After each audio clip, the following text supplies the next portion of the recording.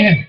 हर कोई ये जानता होगा कि आज से 3 साल पहले भारत माँ की बेटी की इज्जत तार तार हुई थी। उस देश की बेटी की इज्जत तार तार हुई थी जिसमें यत्र नार्यस्तु पूज्यन्ते रमन्ते तत्र देवता का दोहा प्रचलित था, यानी जहां नारी का वास है देवता भी वहीं रमन करते हैं। उस देश में उस भारत माँ के आंचल में उसी की बेटी सुरक्षित नहीं है। सबसे बड़ी गंभीरता की बात तो यही है। और सबसे पहले हम अपने नाटक की शुरुआत करेंगे। अब हमारे नाटक का मकसद है कि हम ये कुछ सिचुएशंस जो है वो दिखाना चाहते हैं, दर्शाना चाहते हैं हमें अपने नाटक के माध्यम से। इसमें एक लड़का होता है नाबालिग और एक लड़की होती है नाबालिग। एक लड़का और एक लड़की दोनों नाबालिग होते हैं। तो लड़की अपने स्कूल से अपने घर की तरफ जा रही होती है, रास्ते में तो लड़का उसको छेड़ने की कोशिश करता है। तो आइए हम पहले दृश्य को देखते हैं।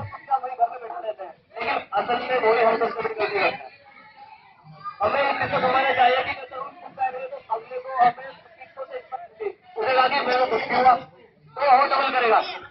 आप जब उसके उसका सामना करो, उसे दबा दो, उसे मुंह तोड़ डाल दो, तो वो तो खत्म हो जाएगा। उसे दूसरा तरीके हो जाएगा, काम करेगा तो लगे मजा नहीं होगा। तो हम सबको चुप्पी तोड़नी होगी और हिम्मत अपने अंदर बनानी पड़ेगी और अपनी बेटियों के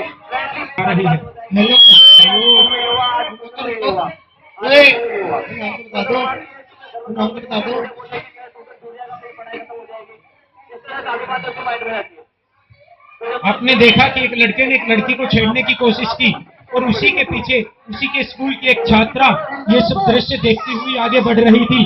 परंतु हमने देखा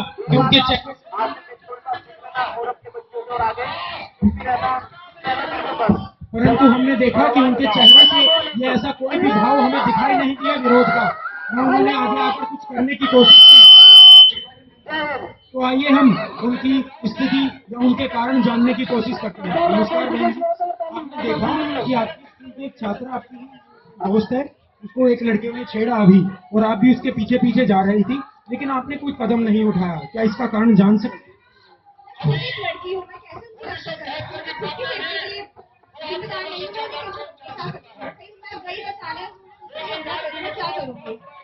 देखा आपने, सबसे पहला कारण क्या दिया एक लड़की ने कि मैं खुद एक लड़की हूँ, तो अगर मैं बचाने गई तो कल को मेरे दामन पे भी लांछन लग सकता है।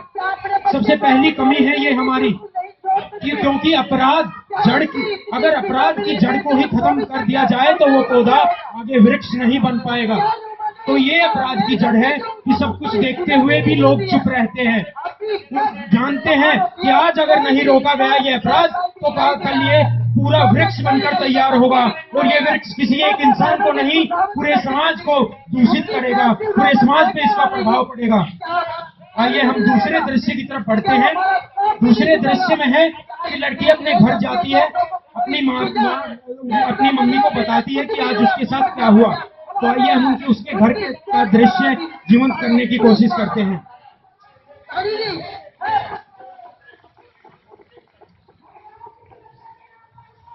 हमारी कोई भी बुराई नहीं है, जो किराएदार बदल में था उसका समाज में चोरी नहीं कर पाता।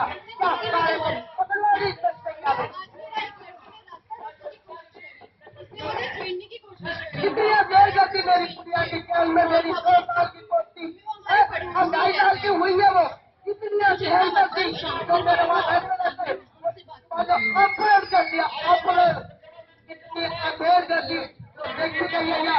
एक नादान बच्चा जो कि 9 रास्ते के बीच चल रहे हैं, उसको 9 रास्ते का दिमाग मेरी पति को उठा करके सभी लोगों तेरा ये बना दिया, कहाँ कहाँ है, कहाँ खाली कर है हमारी बच्चा और हमारे ऊपर उनके प्यार की बात है। इस चीज का कुछ ना कुछ अन्याय होना चाहिए। क्या अन्याय दिया है? कुछ भी अन्याय नहीं किया अभी तक, ताकि हमारे किसी ने भी कोई साथ भी नहीं किया। पापा आज स्कूल से आते हुए रास्ते में मुझे एक लड़के ने छेड़ा। क्या बता? हाँ पापा मम्मी नहीं जानती, उन्हें पड़ोस नहीं रहती। एक काम कर, समाज में क्या बातें होती है तो सब पता है, आए दिन रोज न्यूज देखते हैं।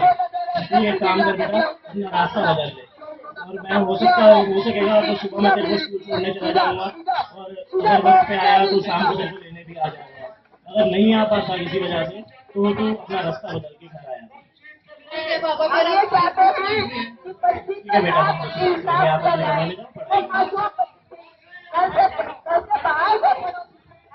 हाँ तो दिशा की मम्मी, क्या लगता है तुम्हें क्या करना चाहिए? मेरे को सैटरडे के साथ चलते हैं, अपने पेरेंट्स से बात करके देखते हैं। चलो ठीक है, सुबह चलेंगे। तो आपने देखा इनकी घर की स्थिति। लड़की ने आकर अपने माता पिता को इस भरोसे से ये बात बताई कि आज उसको छेड़ा गया, उसके माँ बाप उसका साथ देंगे, कोई कड़ा कदम उठाने की कोशिश करेंगे। लेकिन सबसे पहली बात हमारे भारतीय समाज में ये सोची जाती है कि अगर लड़की को छेड़ा गया है तो गलती हमेशा लड़की की मानी जाती है। समाज और सोसाइटी लांछन हमेशा लड़की के दामन पर लगाती है। हर माँ बाप ये चाहता है कि हमारी लड़की की शादी किसी अच्छे घराने में हो और उसके दामन पर कोई दाग ना हो। हर कोई पुलिस के चक्कर काटने से डरता है। कोई नहीं चाहता कि उसकी लड़की की तरफ लोग शक की निगाह से देखें। सबसे बड़ी दुर्गति की वजह यही है कि एक लड़का जब रेप कमिट करके आता है छूट के बाहर, लेकिन वो तो जब अपनी सजा काट के बाहर आ जाता है, वो अपनी नॉर्मल लाइफ जीने लगता है। लेकिन लड़की उस दिन से लेकर जब तक वो जिएगी तब तक उसे उस अपमान का सामना करना पड़ता रहता है। समाज की हर नजर उसके ऊपर तीर का कार्य करती है। समाज की हर नजर उसको ये एहसास दिलाती है कि तुम्हारे साथ वो जघन्य करते हुआ था जिसका तुम एकमात्र विक्टिम हो।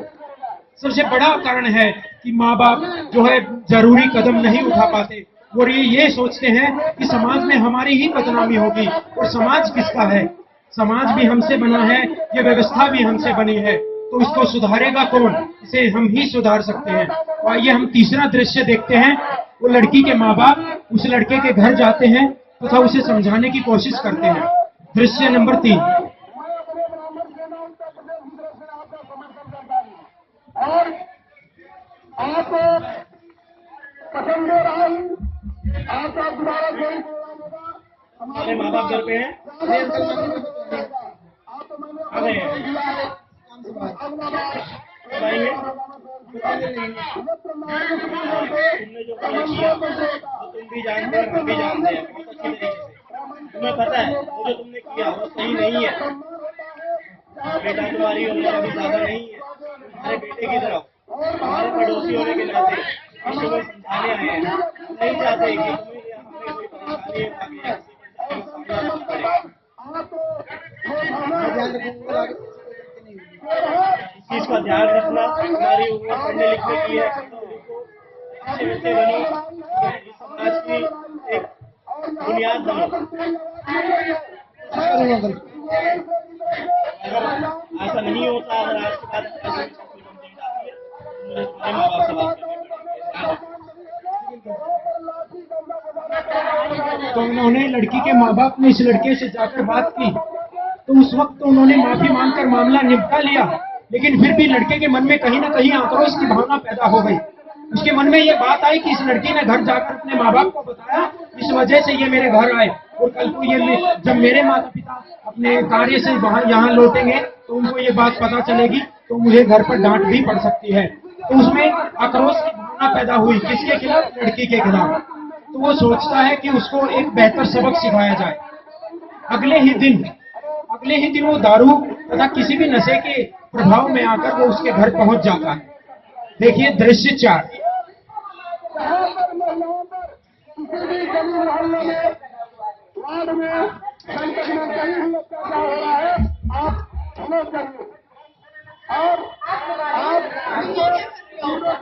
वो तो गया, अब नहीं छोड़ूंगा। तो लड़के ने लड़की को घर में अकेला पाकर उसके साथ दुष्कर्म की कोशिश की और वो सफल रहा। सबसे बड़ी बात, सबसे काला दिवस इस दिवस को घोषित किया जाना चाहिए। इस नुक्कड़ नाटक का ये दृश्य इतना जघन्य है कि हम इसको दर्शा नहीं सकते। लेकिन इस लड़के ने नशे के प्रभाव में आकर लड़की के साथ बलात्कार की कोशिश की और लड़की का बलात्कार कर दिया गया। तो क्या हुआ? नतीजा क्या निकला इसका? लड़की की इज्जत तार तार हो गई और उसने अपने प्राण त्याग दिए। क्योंकि वो इस बदनामी के साथ समाज में जीने, सर उठा के जीने की हिम्मत उसमें नहीं थी। वो लड़की नाबालिग थी, लड़का भी नाबालिग था, लेकिन कानून के मुताबिक जो इंसान किसी कार्य के प्रभाव को, उसकी प्रकृति को समझने में सफल है, तो उसको नाबालिग नहीं कह सकते हैं। हमारे कानून में यह प्रावधान है कि इमेच्योर या जिसको समझ नहीं है, नासमझ हम इंसान उस इंसान को कह सकते हैं जो कार्य कर रहा है और उसे उस कार्य की परिस्थितियों को और उसकी प्रकृति को समझने की क्षमता उसमें नहीं है, तो ही उसको हम नासमझ कह सकते हैं। जबकि उस लड़के को पता था कि मैं क्या अपराध कर रहा हूँ। उसने पहली बार कोशिश की, नाकाम रहा, दूसरी बार कोशिश की और लड़की की इज्जत चली गई, लड़की की जान चली गई। वो जानता था कि वो क्या कर रहा है, फिर भी उसका केस उसके बाद में अदालत में पहुंचा, कोर्ट में पहुंचा, हमारी न्यायिक प्रणाली में पहुंचा। हम गर्व करते हैं कि भारत लोकतांत्रिक देश है और हमें सबसे बड़ी न्यायिक प्रणाली मिली है, परंतु क्या आपने कभी उसके अंदर झांक के देखने की कोशिश की है? हमारी न्यायिक प्रणाली इतनी जर्जर हो चुकी है कि इंसाफ पाने में साल, महीने, सदियां तक लग जाती हैं, दशक लग जाते हैं इंसाफ पाने में। कोई भी फैसला इतनी आसानी से नहीं मिलता। हर कोई डरता है अदालत में जाने से। क्यों? क्योंकि ना तो हर इंसान को ये समझ है कि हमारी न्यायिक प्रणाली है क्या। इतनी उलझी हुई प्रणाली हमें मिली है न्याय पाने की, और उसके साथ साथ इतनी महंगी, और उसके साथ साथ महंगा भी देखा जाए, इंसान अपने बच्चों के लिए हर प्रकार की महंगी चीज खरीद सकता है, परंतु खरीदे तब जब उसको आश्वासन हो, वो आश्वस्त हो कि हमें न्याय मिलेगा। सबसे बड़ी बात यह है कि न्यायिक प्रणाली नाम के साथ में न्याय ही नहीं है। अदालत के बाहर क्या होता है? सबसे बड़ी बात आप लोगों को एक बात से अवगत कराना चाहूंगा कि अगर किसी मामले में कोई जज है, अगर कोई केस चल रहा है, तो जज को पता है कि दोषी कौन है, तो भी वो अपना फैसला नहीं सुना सकता। बिना गवाहों और सबूतों की अभाव में वो अपना फैसला नहीं सुना सकता, चाहे बेशक उसे मालूम हो। जस्टिस मार्कंडेय काटजू ने कहा था कि मैं जानता था अधिकतर केसों में कि दोषी कौन है, क्योंकि मैं जज हूँ, इंसान के चाल ढाल को देखकर बता सकता हूँ कि किसने ये कार्य किया है, किसने नहीं किया। लेकिन मैं फिर भी इंतजार करता था, कोर्ट की आखिरी तारीख तक इंतजार करता था कि शायद कोई गवाह आए, कोई सबूत आए जिसके बिना पर मैं इसको फैसला दे सकूं। और आप सभी जानते हैं कि हमारे देश में बड़े बड़े खिलाड़ी हुए हैं जो सबूतों और गवाहों के साथ खिलवाड़ करना बेहतर तरीके से जानते हैं। तो उस लड़के को सजा दी गई, उस लड़के को रिहेबिलिटेशन सेंटर में भेज दिया गया, बाल सुधार गृह में भेज दिया गया। 3 साल की सजा काटकर वो लड़का वापिस आया। वो लड़का जब वापिस आया तो वो 17 साल का था। उसने वहां पर एक बात सीखी, सुधार हुआ नहीं हुआ ये हम कह नहीं सकते, परंतु उसने एक बात जरूर सीखी कि उसके पास एक और मौका है किसी अपराध को करने के लिए, क्योंकि 1 साल अभी भी उसका रहता है 18 साल पूरे करने में, 1 साल और रहता है अभी उसके बालिग बनने में, यानी 1 साल 365 दिन और है। हर दिन एक अपराध करे तो वो 365 अपराध और कर सकता है, यानी 365 घरों को बर्बाद कर सकता है। एक लड़की बर्बाद होती है तो उसका पूरा घर बर्बाद होता है। आप लोगों ने वो बात तो सुनी होगी, एक लड़का पढ़ता है तो एक घर आगे बढ़ता है, लेकिन एक लड़की पढ़ती है तो 7 पीढ़ियां आगे बढ़ती है। आज हमें बेटी बचाओ बेटी पढ़ाओ के नारे की जरूरत क्यों पड़ी? हमें बेटे बचाओ बेटा पढ़ाओ के नारे की जरूरत तो नहीं पड़ी। हमें इस नारे की जरूरत इसलिए पड़ी क्योंकि हमारे सोच में आज भी कहीं ना कहीं ये बात है कि महिला हम मर्दों से नीचे है। मैं एक बात आप सबसे पूछना चाहूंगा कि जो औरत मर्द को पैदा करे क्या वो कमजोर हो सकती है? मैं पूछना चाहूंगा, जो मर्द को पैदा करे क्या वो औरत कमजोर हो सकती है? नहीं हो सकती। 2011 से 2013 तक 82,836 रेप केसेस दर्ज हुए। 82,836 2 साल में, यानी 1 लाख घर बर्बाद हुए। 1 लाख घर वो बर्बाद हुए जिनकी वो बेटियां थी, 1 लाख और घर वो बर्बाद हुए जिनके घर की इज्जत वो बन सकती थी।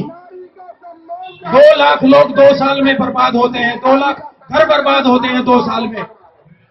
ये दुर्गम स्थिति है, ये वो स्थिति है जब देश हमारे ऐसे रास्ते पर बढ़ रहा है जिसकी कोई मंजिल नहीं है। अगर उसकी मंजिल है तो सिर्फ एक ऐसा अंधेरा जिसका कोई सवेरा नहीं है। लेकिन अब वो वक्त आ गया है। सबसे पहले ये बात जाननी बहुत जरूरी है कि किसी भी व्यवस्थित समाज के लिए दो चीजें मायने रखती हैं, किसी भी समाज को व्यवस्थित बनाने के लिए। सबसे पहली कि उसमें हर इंसान को अपनी जिम्मेदारी का एहसास हो, ताकि वो गुनाह करने की तरफ प्रेरित ही ना हो। दूसरी, या तो उसके कानून ही इतने कठोर हों कि कोई भी इंसान गुनाह करने से पहले 1000 बार उसे सोचना पड़े। हमारे यहाँ तो दोनों चीजें नहीं है। आप खुद ही देख लीजिए, आप जंतर मंतर रोड पे खड़े हैं, हम अकेले बलात्कार की घटनाओं की नहीं, हम बाकी गुनाह पे भी नजर डाल के देख लीजिएगा। जिस दिन जंतर मंतर रोड पूरा खाली होगा, उस दिन हमारा भारत विकसित देशों की श्रेणी में शामिल होगा। जिस दिन हर इंसान विकास की सीढ़ी को चढ़ेगा। विकास कैसे मिलेगा? महिलाओं को सुरक्षा कैसे मिलेगी? व्यवस्था परिवर्तन से। और व्यवस्था में बैठे कौन लोग हैं? व्यवस्था में बैठे लोग भी हमसे ही गए हैं। पुलिस में बैठे लोग भी हमसे ही गए हैं। नेतागण की श्रेणी में बैठे लोग भी हमारे में से ही गए हैं। तो सुधारेगा कौन? हमें ही सुधारना पड़ेगा। दूर खड़े होकर नारे लगाना तथा दृश्य देखना बहुत आसान काम हो गया है।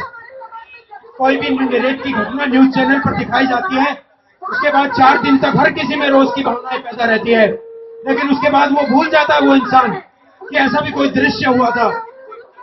दूसरी बात, हर इंसान ये सोचता कि मैं अकेला क्या कर लूंगा। अकेला चना भाड़ नहीं फोड़ सकते, मानते हैं, लेकिन अगर अकेला चना पूरी सच्चाई से उछल जाए तो प्रभु जी की आग जरूर फोड़ सकता है। वो एक 2 पंक्तियां कि हम तो निकले थे घर से अकेले ही सही, लोग मिलते गए कारवां बनता गया। कविता की चंद पंक्तियों के माध्यम से मैं आज की औरत की दशा भारत माँ के आंचल में दर्शाना चाहूंगा कि नारी घुटती रही, मरती रही, इज्जत सदियों से उसकी लुटती रही। कभी दुशासन, कभी नादिर, कभी रावण, कभी कादिर, तमाशबीनों का मेला लगता रहा, उनमें से ही कोई वहशी बनता रहा। जुल्म होते रहे, वो सहती रही, नारी घुटती रही, मरती रही, इज्जत सदियों से उसकी लुटती रही। मर्द की निगाहें कभी, बाजार की पनाहें कभी, देख कर भी अनजान बनते रहे सभी। सवाल ये सबसे पूछती रही, नारी उठती रही, मरती रही, इज्जत सदियों से उसकी लुटती रही। बस बहुत हुआ ये खेल, रोको इसे, बस बहुत हुआ ये खेल, अब रोको इसे, जो करे कृत्य ठोको उसे। भारत माँ की यही पुकार करती रही, जो मेरी बेटियां जुल्म सहती रही, नारी घुटती रही, मरती रही, इज्जत सदियों से उसकी लुटती रही।